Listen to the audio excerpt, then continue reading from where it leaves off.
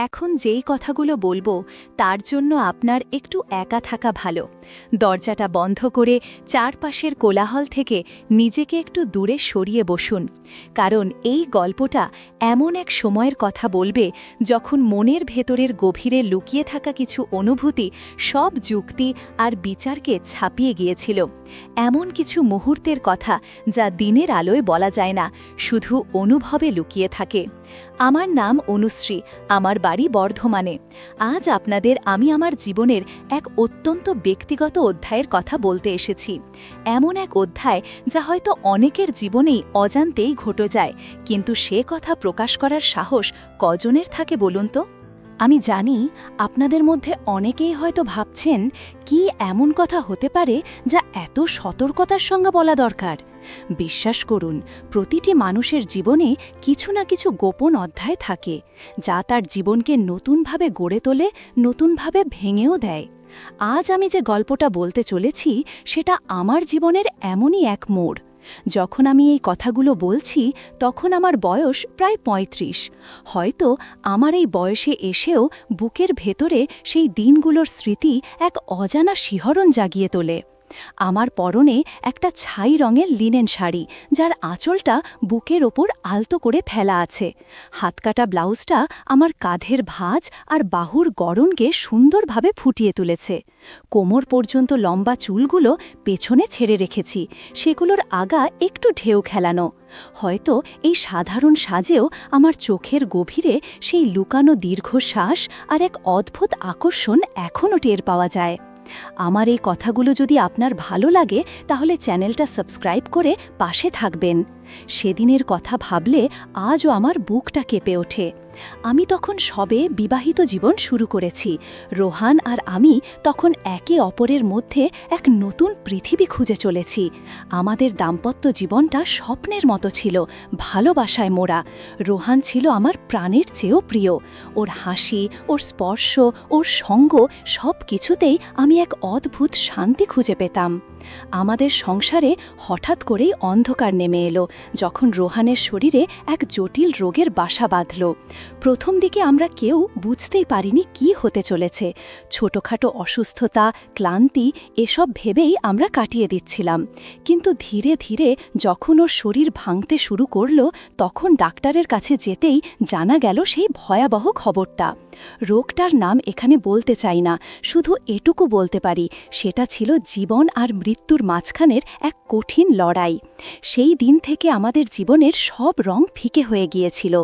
রোহান বিছানায় শুয়ে থাকত, ক্রমশ দুর্বল হয়ে পড়ছিল।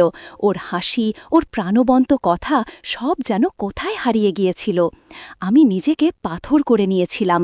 দিনের পর দিন ওর সেবা করেছি, ওষুধপত্র খাইয়েছি, ডাক্তারদের সঙ্গে কথা বলেছি, রাত জেগে ওর পাশে বসে থেকেছি। আমার নিজের শরীর, মন, ঘুম সব কিছুই যেন হারিয়ে গিয়েছিল সেই রোগের পেছনে। আমার মা, বাবা, শ্বশুর, শাশুড়ি সবাই আমার পাশে ছিল, কিন্তু ভেতরে ভেতরে আমি একা হয়ে যাচ্ছিলাম। রোহানের সেই প্রাণোচ্ছল শরীরটা যখন ধীরে ধীরে নেতিয়ে পড়ছিল, তখন আমার মনে হচ্ছিল আমি যেন এক গভীর সমুদ্রের মাঝে একা ভেসে বেড়াচ্ছি, চারপাশে শুধু জল আর দিগন্ত। একা হয়ে যাওয়ার সেই অনুভূতিটা বড় ভয়ঙ্কর। স্বামী অসুস্থ, তার সেবা করতে হবে, এটাই আমার ধর্ম।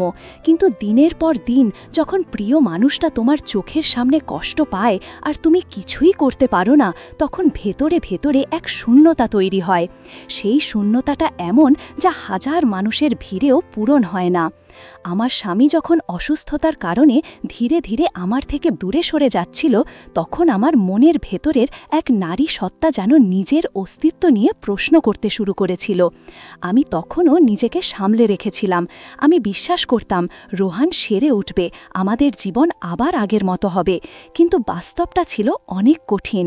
ঠিক সেই কঠিন সময়ে আমাদের জীবনে আকাশের আগমন। আকাশ রোহানের স্কুল জীবনের বন্ধু। ওরা দুজন শুধু বন্ধু ছিল না, ছিল ভাইয়ের মতো। ছোটবেলা থেকে ওরা একে অপরের ভালো মন্দ সব কিছুতে জড়িয়েছিল। রোহানের অসুস্থতার খবর শুনে আকাশ প্রায় প্রতিদিনই আমাদের বাড়িতে আসত।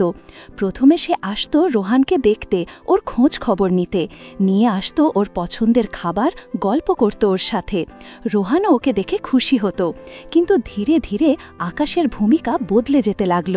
আকাশ ছিল লম্বা সুঠাম দেহের অধিকারী, ওর মুখটা ছিল ভীষণ হাসি খুশি, চোখে এক ধরনের আত্মবিশ্বাস খেলা করত। ওর ব্যক্তিত্বে এমন কিছু ছিল যা মানুষকে সহজেই আকর্ষণ করত। যখন রোহান বিছানায় পড়ে রইল, তখন আকাশই ছিল আমাদের পরিবারের একমাত্র বাইরের মানুষ যে এত কাছ থেকে আমাদের দেখছিল। সে শুধু বন্ধু হিসাবে আসেনি, সে এসেছিল একজন নির্ভরতার প্রতীক হয়ে। প্রথম দিকে আকাশের সাহায্যকে আমি স্বাভাবিকভাবেই নিয়েছিলাম। রোহানের বন্ধুর বিপদে পাশে দাঁড়ানো তো খুবই স্বাভাবিক। আকাশ হাসপাতালে যাওয়ার দরকার হলে যেত, ওষুধপত্র কিনে আনত, এমনকি মাঝে মাঝে রান্নার কাজেও সাহায্য করত। যখন আমি ক্লান্তিতে ভেঙে পড়তাম, তখন সে আমার পাশে এসে বসত, বলতো, অনুশ্রী, তুমিও তো মানুষ, একটু বিশ্রাম নাও, রোহানের জন্যে তোমাকেও সুস্থ থাকতে হবে। ওর এই কথাগুলো তখন আমার কাছে অক্সিজেনের মতো লাগত। আমার ভেতরে জমানো সব কষ্ট যেন ওর এই কয়েকটা কথায় কিছুটা হলেও প্রশমিত হতো। একদিন রোহান খুব অসুস্থ হয়ে পড়েছিল। সারা রাত আমি ওর পাশে বসেছিলাম। সকালের দিকে সে একটু চোখ বুঝেছিল। আমি তখন রান্নাঘরে এসে চা বানাচ্ছিলাম। আকাশ ঠিক তখনই এসেছিল। আমাকে দেখে ওর মুখটা কেমন যেন ফ্যাকাশা হয়ে গেল। কি হয়েছে অনুশ্রী, রোহান কেমন আছে, তোমাকে এত ক্লান্ত লাগছে কেন? ওর কথায় একটা গভীর উদ্বেগ ছিল, যা আমি অন্য কারো কথায় সেভাবে শুনিনি। আমি আর নিজেকে সামলাতে পারিনি, ওর সামনেই ফুপিয়ে কেঁদে উঠেছিলাম। ও নিঃশব্দে আমার পাশে এসে দাঁড়িয়েছিল, কোনো কথা বলেনি, শুধু আমার কাঁধে হাত রেখেছিল। ওর হাতের উষ্ণতা আমার পোশাক ভেদ করে যেন আমার হাড় পর্যন্ত পৌঁছে গিয়েছিল। সেই স্পর্শে এক অদ্ভুত আশ্রয় খুঁজে পেয়েছিলাম আমি। এক মুহূর্তের জন্য মনে হয়েছিল আমার সব কষ্ট বুঝি ওর এই একটা স্পর্শেই উবে যাবে। সেই দিনই বোধহয় আকাশের প্রতি আমার মনের এক অজানা কোণে এক নতুন অনুভূতির জন্ম হয়েছিল, যদিও তখন আমি সেটার নাম দিতে পারিনি। ভেবেছিলাম এটা কেবলই এক বন্ধুর সহানুভূতি। দিনের পর দিন রোহান ক্রমশ দুর্বল থেকে দুর্বলতর হচ্ছিল। ওর চিকিৎসা চলছিল, কিন্তু উন্নতির লক্ষণ ছিল না। আমি প্রায় রাতে ঘুমোতে পারতাম না। একটার পর একটা ওষুধ, ইনজেকশন, ডাক্তারের পরামর্শ, সব কিছু মিলে আমার জীবনটা কেমন যেন একটা গোলক ধাঁধায় আটকে গিয়েছিল। আকাশ এই সময়ে প্রায় প্রতিদিনই আমাদের বাড়িতে আসত, কখনো দুপুরে, কখনো বিকেলে, আবার কখনো রাতের দিকে। ওর উপস্থিতিটা যেন আমাদের বাড়ির এক নিত্যদিনের অংশ হয়ে গিয়েছিল। যখন আমি রোহানের ঘরে না থাকতাম, তখন হয়তো রান্নাঘরে নয়তো বারান্দায় আকাশ এসে আমার পাশে দাঁড়াত। অনুশ্রী, কিছু খেয়েছ? এই প্রশ্নটা সে প্রায়ই করত। আমার মুখের দিকে তাকিয়ে ওর চোখ দুটো যেন কিছু একটা খুঁজত। ওর চোখে আমি দেখতাম এক গভীর সহানুভূতি, এক ধরনের উদ্বেগ। যখন আমি খেতাম না, তখন সে জোর করত, কখনো কখনো নিজ হাতে খাবার তুলে দিত। ওর এই জোর করাটা আমার ভালো লাগত। মনে হতো এই পৃথিবীতে অন্তত একজন আছে যে আমার যত্ন নিচ্ছে, আমার ভালো চাইছে। রোহান তো তখন নিজের সঙ্গেই লড়ছিল, তাই ওর কাছ থেকে এসব প্রত্যাশা করাটাই ছিল ভুল। আকাশের স্পর্শগুলো ধীরে ধীরে আরও ঘনিষ্ঠ হতে শুরু করেছিল। প্রথমে কাঁধে হাত রাখা, তারপর হয়তো কথা বলতে বলতে আমার হাতে আলতো করে স্পর্শ করা। একদিন আমি বারান্দায় দাঁড়িয়ে আকাশ দেখছিলাম। রোহান তখন ঘুমোচ্ছিল। আমি আমার মনের ভেতরে জমা কষ্টগুলো নিয়ে আকাশের সঙ্গে কথা বলছিলাম। আকাশ, আমার খুব ভয় করে, রোহান কি ভালো হয়ে উঠবে? আমার জীবনটা কেমন যেন একটা অচেনা মোড়ের দিকে যাচ্ছে। আমার চোখ থেকে জল গড়িয়ে পড়ছিল। আকাশ আমার খুব কাছে এসে দাঁড়িয়েছিল। ও আমার চোখের জল মুছিয়ে দিয়েছিল নিজের হাত দিয়ে। ওর আঙুলের স্পর্শ আমার গালে এক হিমশীতল স্রোত বইয়ে দিয়েছিল। সেই দিন ওর চোখ দুটো আমার চোখের গভীরে যেন এক অসীম প্রশান্তির সাগরে ডুব দিতে চেয়েছিল। আমাদের মধ্যে কোনো কথা হয়নি, শুধু চোখ আর চোখের ভাষায় অনেক অব্যক্ত কথা বলা হয়ে গিয়েছিল। সেই মুহূর্তটা এতই গভীর ছিল যে আমি কিছুক্ষণের জন্য রোহানের কথা ভুলেই গিয়েছিলাম। আমার মনে তখন এক অদ্ভুত দোটানা শুরু হয়েছিল। একদিকে আমার অসুস্থ স্বামী, যার প্রতি আমার ভালোবাসা আর দায়িত্ববোধ ছিল অসীম। অন্যদিকে আকাশ, যে আমাকে এই কঠিন সময়ে এক অদ্ভুত মানসিক আশ্রয় দিচ্ছিল। আমি জানতাম এই আশ্রয়টা বিপজ্জনক। আমি জানতাম আমার মনের ভেতরে এক নিষিদ্ধ অনুভূতির জন্ম নিচ্ছে, কিন্তু আমি সেটাকে আটকাতে পারছিলাম না। রাতের বেলা যখন আমি একা বিছানায় শুয়ে থাকতাম, তখন আকাশের সেই স্পর্শ, ওর সেই উদ্বেগ ভরা দৃষ্টি, ওর সেই যত্ন, সব কিছু আমার মনে বারবার ফিরে আসত। আমার মন যেন এক অস্থির সমুদ্রে পরিণত হয়েছিল, যেখানে ঢেউগুলো আছড়ে পড়ছিল একে অপরের ওপর। আকাশও যেন আমার মনের অবস্থাটা বুঝতে পারছিল। সে আমার দিকে আরও বেশি ঝুঁকে আসছিল। আমাদের কথোপকথনগুলো আরও ব্যক্তিগত হয়ে উঠছিল।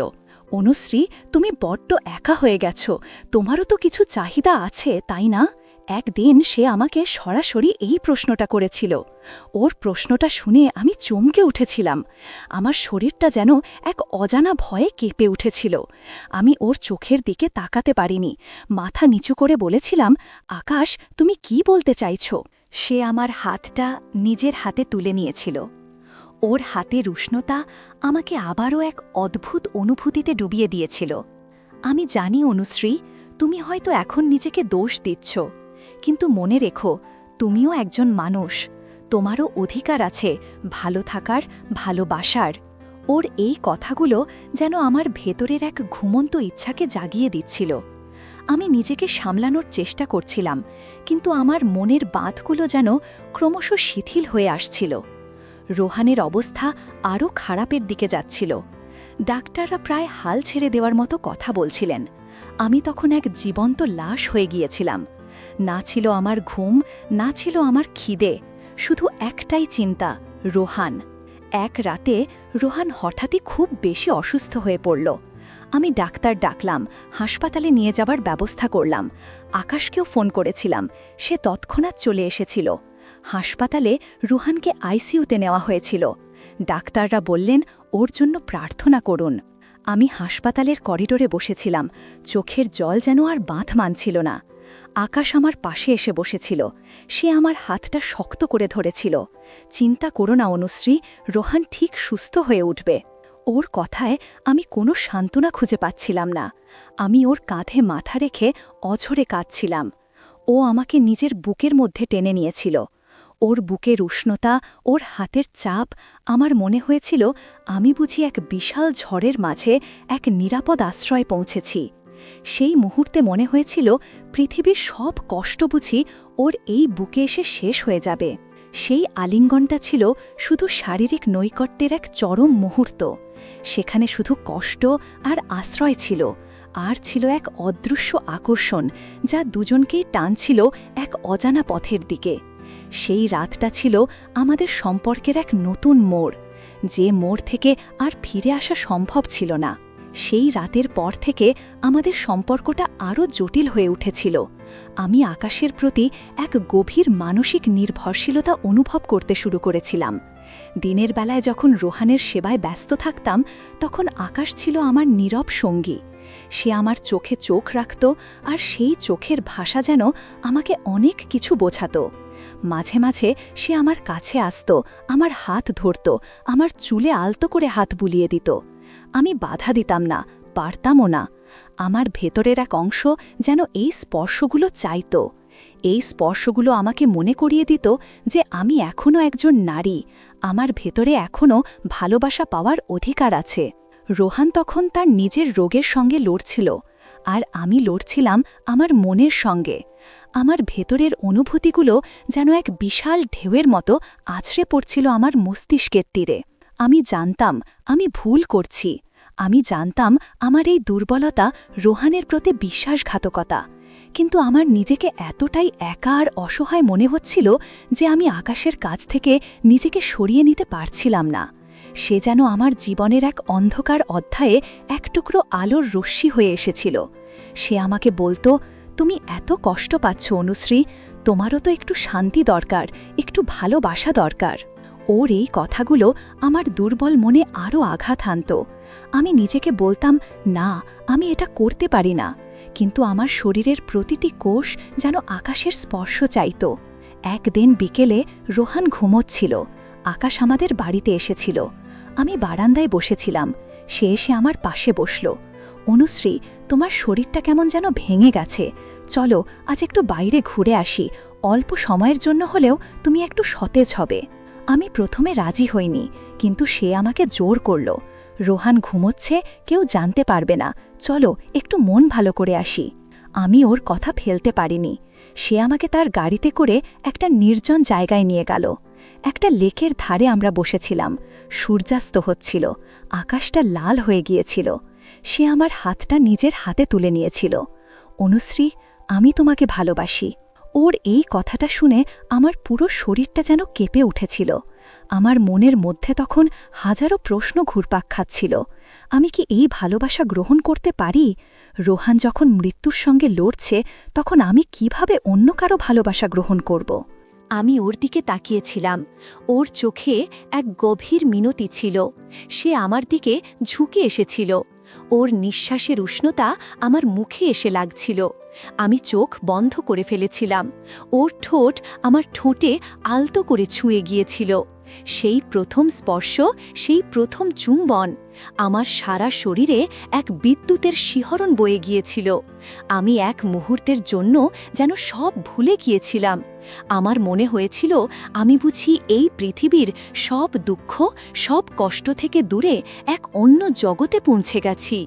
কিন্তু সেই মুহূর্তের পরেই এক তীব্র অপরাধবোধ আমাকে গ্রাস করেছিল। আমি নিজেকে ধিক্কার জানাচ্ছিলাম। আমি আমার প্রিয় স্বামীর প্রতি বিশ্বাসঘাতকতা করছি। কিন্তু এই অপরাধবোধের মধ্যেও এক অদ্ভুত মাদকতা ছিল, যা আমাকে আবারও সেই নিষিদ্ধ অনুভূতির দিকে টানছিল। এরপর থেকে আমাদের লুকানো সম্পর্কটা আরও গভীর হতে লাগল। আমরা একে অপরের কাছে আরও বেশি করে ঝুঁকে পড়ছিলাম। রোহান যখন ঘুমোত, তখন আমরা নিজেদের জন্য কিছু মুহূর্ত বের করে নিতাম, কখনো রান্নাঘরে, কখনো বারান্দায়, কখনো বা বাড়ির ছাদে। আমাদের কথাগুলো আরও ব্যক্তিগত হয়ে উঠছিল। সে আমার প্রশংসা করত, আমার সৌন্দর্যের কথা বলত, আমার প্রতি ওর আকর্ষণ প্রকাশ করত। আমি ওর কথায় লজ্জা পেতাম, কিন্তু ভেতরে ভেতরে এক অদ্ভুত ভালো লাগাও অনুভব করতাম। এই ভালো লাগাটা আমাকে আরও বেশি করে অপরাধবোধে ডুবিয়ে দিত। আকাশের এই ভুল মানসিক সমর্থন ধীরে ধীরে এক চরম সীমানায় পৌঁছে যাচ্ছিল। সে আমার দুর্বলতার সুযোগ নিচ্ছিল, আর আমি এতটাই অসহায় ছিলাম যে নিজেকে ওর কাছ থেকে দূরে সরিয়ে নিতে পারছিলাম না। সে আমাকে বলতো, অনুশ্রী, তোমার মতো সুন্দর একজন নারীর জীবন এভাবে নষ্ট হতে পারে না। রোহান তো এখন আর তোমাকে কিছুই দিতে পারছে না, তোমারও তো নিজস্ব কিছু চাওয়া পাওয়া আছে। ওর এই কথাগুলো আমার মনের ভেতরে এক গভীর ক্ষত তৈরি করত। আমি জানতাম রোহান আমাকে সব দিতে না পারলেও ওর ভালোবাসা ছিল খাঁটি। কিন্তু আকাশের এই প্রলোভনগুলো আমার মনের ভেতরে এক নতুন লোভ জাগিয়ে দিচ্ছিল, এক এমন লোভ যা আমি আগে কখনো অনুভব করিনি। আমার জীবনটা তখন এক বিশাল নাটকের মঞ্চে পরিণত হয়েছিল। একদিকে আমি রোহানের সেবা করছি, তার যত্ন নিচ্ছি, তার আরোগ্য কামনা করছি। অন্যদিকে আমি আকাশের সঙ্গে এক গোপন সম্পর্কে জড়িয়ে পড়ছি। আমার ভেতরের এই লুকানো অনুভূতিগুলো আমাকে পাগল করে দিচ্ছিল। যখন রোহান আমার দিকে তাকিয়ে হাসত, তখন আমার মনে হতো আমি যেন ওর চোখে নিজেকে বিশ্বাসঘাতক হিসাবে দেখছি। আমার মুখটা লাল হয়ে যেত, আমি ওর চোখের দিকে তাকাতে পারতাম না। রাতের বেলা যখন আমি একা বিছানায় শুয়ে থাকতাম, তখন আমার মনে হতো আমি যেন এক বিশাল পাপের বোঝায় চাপা পড়েছি। ঘুম আসত না, শুধু চোখের সামনে সেই দিনগুলোর স্মৃতি ভেসে উঠত, যখন আমি আকাশের সঙ্গে সময় কাটাতাম।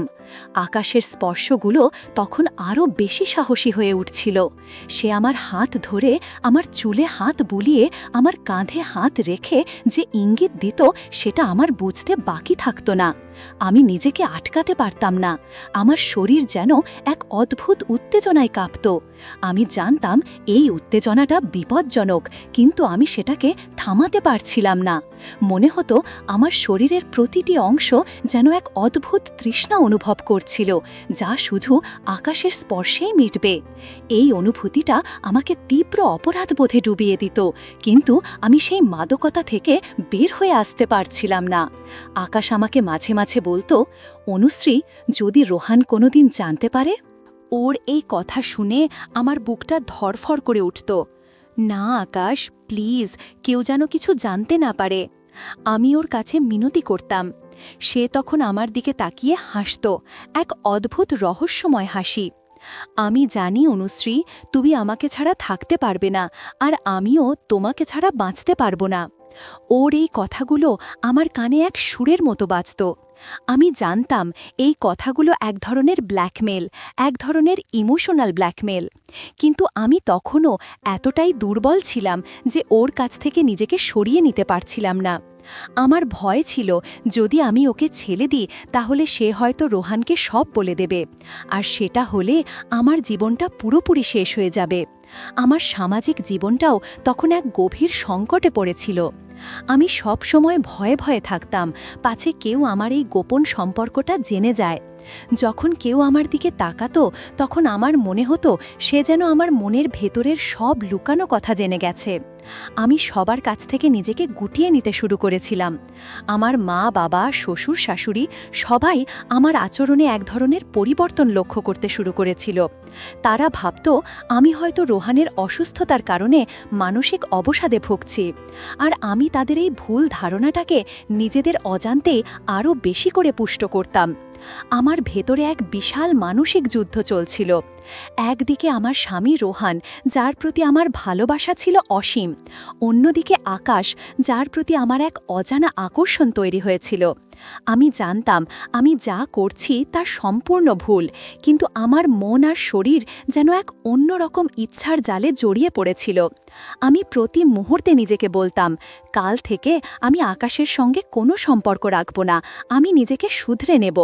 কিন্তু যখনই আকাশ আমার সামনে আসত তখন আমার সব প্রতিজ্ঞা যেন হাওয়ায় মিলিয়ে যেত। আকাশের সঙ্গে আমার সম্পর্কটা এমন এক চোরাবালিতে পরিণত হয়েছিল, যেখানে একবার পা দিলে আর বেরিয়ে আসা যায় না। সে আমাকে এক অদ্ভুত জালে জড়িয়ে ফেলেছিল, যেখান থেকে আমার মুক্তি পাওয়াটা অসম্ভব বলে মনে হচ্ছিল। যখন রোহান একটু ভালো থাকত তখন আমি ওর দিকে তাকিয়ে কাঁদতাম। আমার মনে হতো আমি যেন ওর নিষ্পাপ ভালোবাসার সঙ্গে এক চরম বেইমানি করছি। আমার বুকটা ফেটে যেত। আমি চাইতাম ওকে জড়িয়ে ধরে সব কথা বলতে, ওর কাছে ক্ষমা চাইতে, কিন্তু আমি পারতাম না। আমার মুখ দিয়ে কোনো কথা বের হতো না। আমি শুধু নিজেকে ধিক্কার জানাতাম। একদিন রোহান আমার হাত ধরে বলল, অনুশ্রী, আমার মনে হয় আমি আর বেশি দিন বাঁচব না। তুমি আমার জন্য অনেক কিছু করেছ, তোমার জীবনটা এভাবে নষ্ট করো না, তুমি ভালো থেকো। ওর এই কথাগুলো শুনে আমার বুকটা যেন ফেটে গিয়েছিল। আমি ওর হাতটা শক্ত করে ধরেছিলাম। না রোহান, তুমি এমন কথা বলো না, তুমি ঠিক হয়ে যাবে, তুমি আমাকে ছেড়ে কোথাও যাবে না। কিন্তু আমার মনের ভেতরে তখন এক অন্যরকম যন্ত্রণা হচ্ছিল। আমি জানতাম আমি যা করছি তা ওর ভালোবাসার প্রতি এক চরম অবিচার। রোহানের কথাগুলো আমাকে এক নতুন করে ভাবাতে শুরু করল। আমি কি সত্যিই ভালো থাকব, নাকি এই অপরাধ বোধের বোঝা নিয়ে সারা জীবন কাটিয়ে দেব? আমার জীবনের এই মোড়ে এসে আমি নিজেকে এক কঠিন পরীক্ষার মুখে দেখতে পাচ্ছিলাম। রোহানকে হারানোর ভয় যেমন ছিল, তেমনি আকাশকে হারানোর ভয়ও। কিন্তু এই দুটোর মধ্যে কোনটা বেশি জরুরি সেটা আমি বুঝতে পারছিলাম না। আকাশের সঙ্গে আমার সম্পর্কটা তখন এতটাই গভীর হয়ে গিয়েছিল যে আমরা একে অপরের শরীরের প্রতিটি ভাঁজ, প্রতিটি গোপন কথা জেনে গিয়েছিলাম। ওর স্পর্শ, ওর গন্ধ সবকিছু আমার কাছে এক পরিচিত অধ্যায়ে পরিণত হয়েছিল। কিন্তু আমার ভেতরে ভেতরে এক তীব্র বিদ্রোহ তৈরি হচ্ছিল। আমি নিজেকে প্রশ্ন করছিলাম, আমি কি সত্যি এটাই চাই? আমি কি এটাই আশা করেছিলাম আমার জীবন থেকে? আমার উত্তর ছিল না। আমি এই লুকানো সম্পর্কটা আর টানতে পারছিলাম না। আমার মন, শরীর সব কিছু যেন ভেঙে পড়ছিল। একদিন বিকেলে আকাশ আমার কাছে এসেছিল। সে আমার হাত ধরেছিল, আমাকে তার দিকে টানছিল। চলো অনুশ্রী, আজ আমরা একটু একা সময় কাটাই। আমি ওর চোখের দিকে তাকিয়েছিলাম। ওর চোখে এক অদম্য তৃষ্ণা ছিল, কিন্তু আমি সেই তৃষ্ণার মধ্যে নিজেকে আর খুঁজে পাচ্ছিলাম না। আমার ভেতরের এক অংশ যেন চিৎকার করে বলছিল, না, আর নয়। আমি ওর হাতটা সরিয়ে দিয়েছিলাম। আকাশ, আমরা এটা আর করতে পারি না। ও আমার দিকে অবাক হয়ে তাকিয়েছিল। কি বলছো অনুশ্রী, তুমি আমাকে ছাড়া থাকতে পারবে না? আমি মাথা নিচু করে ফেলেছিলাম। আমি জানি আকাশ, আমি ভুল করেছি, কিন্তু আমি আর এই ভুলটা করতে চাই না। রোহান, ও আমার স্বামী, আমি ওর প্রতি আর বেইমানি করতে পারবো না। আমার চোখ থেকে জল গড়িয়ে পড়ছিল। আকাশ আমার কাছে এসে আমাকে জড়িয়ে ধরতে চেয়েছিল, কিন্তু আমি ওকে বাধা দিয়েছিলাম। না আকাশ, প্লিজ, আমাকে একা থাকতে দাও। সে আমার দিকে তাকিয়ে কিছু সময় নীরব ছিল। তারপর সে ধীরে ধীরে আমার কাছ থেকে দূরে সরে গিয়েছিল। ওর চোখে তখন এক ধরনের রাগ, এক ধরনের হতাশা ছিল। সে আমাকে বলেছিল, ঠিক আছে অনুশ্রী, তুমি যখন এটাই চাইছো, তখন আমি কি করতে পারি? কিন্তু মনে রেখো, তুমি একসময় আমার কাছেই ফিরে আসবে। ওর এই কথাগুলো আমার বুকের ভেতরে এক কাঁটার মতো বিঁধেছিল। আমি জানতাম সে হয়তো ঠিকই বলছে, কিন্তু আমি এই চোরাবালি থেকে নিজেকে বের করে আনতে চেয়েছিলাম। সেই দিন থেকে আমি আকাশের সঙ্গে আর কোনো সম্পর্ক রাখিনি। সে অনেকবার আমাকে ফোন করেছিল, আমার কাছে এসেছিল, কিন্তু আমি ওর সঙ্গে দেখা করিনি। নিজেকে ওর কাছ থেকে দূরে সরিয়ে রেখেছিলাম। আমার ভেতরে তখন এক তীব্র যন্ত্রণা হচ্ছিল। একদিকে ওকে হারানোর কষ্ট, অন্যদিকে নিজের প্রতি এক অদ্ভুত ভালো লাগা। আমি নিজেকে অপরাধবোধ থেকে মুক্ত করতে পারছিলাম। রোহানের অবস্থা ধীরে ধীরে একটু ভালো হতে শুরু করল। ডাক্তাররা বললেন, আশা আছে। আমি রোহানকে দেখেছিলাম। ওর চোখে তখন এক নতুন করে বাঁচার স্বপ্ন। আমি ওর দিকে তাকিয়েছিলাম, আর আমার মনটা শান্তিতে ভরে গিয়েছিল। আমি বুঝেছিলাম কোনটা আমার আসল ভালোবাসা। আমি বুঝেছিলাম আমার স্বামী আমার জন্য কি। আমার এই গল্পটা হয়তো আপনাদের কাছে অদ্ভুত লাগতে পারে। অনেকেই হয়তো আমাকে খারাপ ভাবতে পারেন, কিন্তু বিশ্বাস করুন, জীবনের এমন কিছু মুহূর্তে মানুষ এতটাই দুর্বল হয়ে পড়ে যে সে ভুল পথে পা বাড়ায়। আমি সেই দিনগুলোতে এতটাই একা ছিলাম, এতটাই অসহায় ছিলাম যে আমি আকাশের মতো একজন মানুষের ভুল মানসিক সমর্থনের জালে জড়িয়ে পড়েছিলাম। আমি জানতাম না সেই সমর্থনটা আমাকে কোন অন্ধকার পথে নিয়ে যাবে। আজ আমি অনেক কিছু শিখেছি। আমি বুঝেছি মানুষের জীবন কতটা ভঙ্গুর। আমি বুঝেছি ভালোবাসার গুরুত্ব কতখানি। রোহান এখন আগের চেয়ে অনেক ভালো আছে। সে পুরোপুরি সুস্থ না হলেও সে আমার পাশে আছে, আর এটাই আমার কাছে সবথেকে বড় পাওয়া। আমি এখন আর আকাশকে নিয়ে ভাবি না। আমার মনে এখন শুধু রোহান আর আমাদের ভবিষ্যৎ। এই কঠিন অভিজ্ঞতা আমাকে অনেক কিছু শিখিয়েছে। আমি শিখেছি জীবনে যতই কঠিন পরিস্থিতি আসুক না কেন, নিজের বিশ্বাস আর মূল্যবোধকে আঁকড়ে ধরে রাখতে হয়। আমি শিখেছি মানসিক দুর্বলতার সুযোগ নিয়ে কেউ যখন কাছে আসে, তখন তাকে চেনাটা কতটা জরুরি। আমি বুঝেছি ভালোবাসার সংজ্ঞাটা আরও গভীর, আরও পবিত্র। কোনো ভুল সম্পর্ক বা মুহূর্তের দুর্বলতা সেই ভালোবাসাকে কখনোই ছাপিয়ে যেতে পারে না। জীবন সবসময় আমাদের নতুন সুযোগ দেয়, নতুন করে শুরু করার সুযোগ দেয়। আমি আমার সেই ভুল থেকে শিক্ষা নিয়েছি, এবং এখন আমি আমার স্বামীর সঙ্গে, আমার ভালোবাসার সঙ্গে নতুন করে পথ চলতে শিখেছি। এই গল্পটা হয়তো অনেকের কাছে একটা শিক্ষা হিসেবে কাজ করবে। নিজের মনকে সবসময় শক্তিশালী রাখুন, আর সমাজের এই ধরনের জটিল সম্পর্কের ফাঁদে নিজেকে জড়ানো থেকে বিরত থাকুন, কারণ দিন শেষে নিজেকে দোষী মনে করার চেয়ে বড় কষ্ট আর কিছু হতে পারে না।